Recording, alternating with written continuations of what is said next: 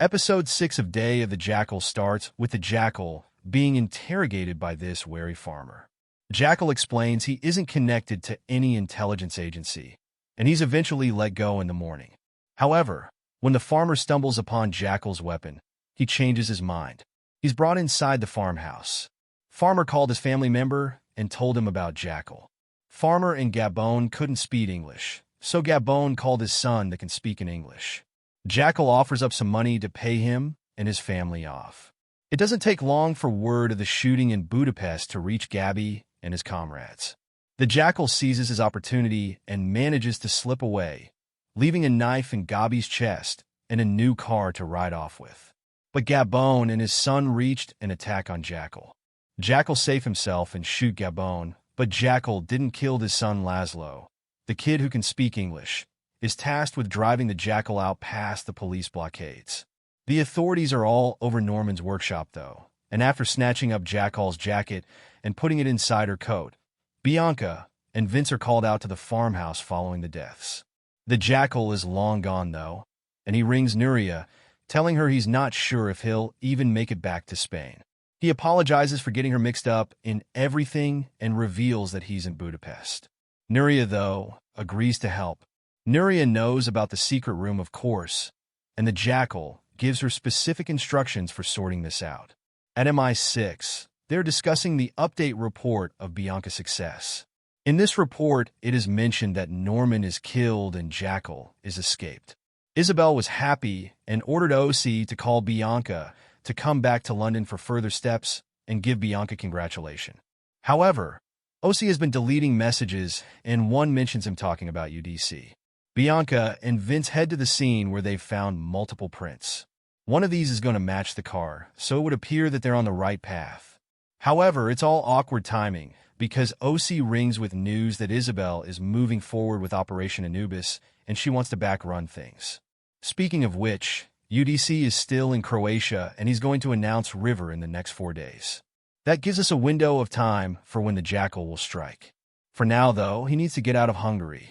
Police are also hunting Jackal around the Hungary, and public are being asked to be vigilant that he is considered armed and dangerous. Laszlo told him that you have good face, man. Jackal said to him, say that again. That's going to be difficult, and even more so because he's also haunted by his past, which includes a lot of bloodshed and death from various kills while working in the army. The Jackal decides not to kill the driver. Jackal told him, I know where you live. If anything happens to me, then my colleague will come to kill you and your family also. When police asked about me, then you're going to tell them that you haven't seen my face and listen my voice.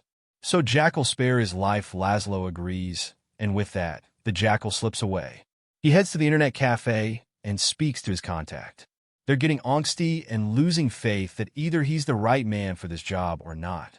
Larry asked about help, then Jackal told him, I'll be at venue to deliver, and didn't need any help. Back at MI6, Carver continues his rounds, this time turning toward Damien. He brings up Alexander Duggan, along with a potential mole in a beautiful woman whom he slept with while on holiday. He may have fed information to her about the Belarus operation, but Damien isn't sure whether he did or not. Jackal sent the location of hotel to meet and move away from internet cafe. Nuria brings all things which Jackal needs to come out from Hungary. Juggling this and his relationship, the Jackal confides in Nuria and points out that he needs these disguises in order to get out of Hungary because they are looking for me. Is this worth it? She asks, and the Jackal pauses. It wasn't. I gotta get going, he replies. Then Nuria said, show me how you change your look. Nuria shows up, and it's immediately clear that what she's brought transforms Jackal's looks completely. In fact, he ends up the spitting image of a frail old man in a wheelchair. Funnily enough, Jackal looked that Bianca happens to be in the same airport to move back to London.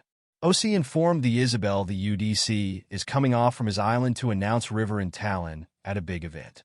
UDC's peoples are going to keep it very tight under wraps. Isabel asked OC, as you were thinking that UDC is coming off to Tallinn according to your source, so Jackal will be? Either way, Isabel makes a big call and decides to divert Bianca from the flight back to London across to Tallinn, Estonia instead, and we will join you tomorrow. When Bianca and Vince board the flight, they happen to be situated in the chairs right in front of the Jackal.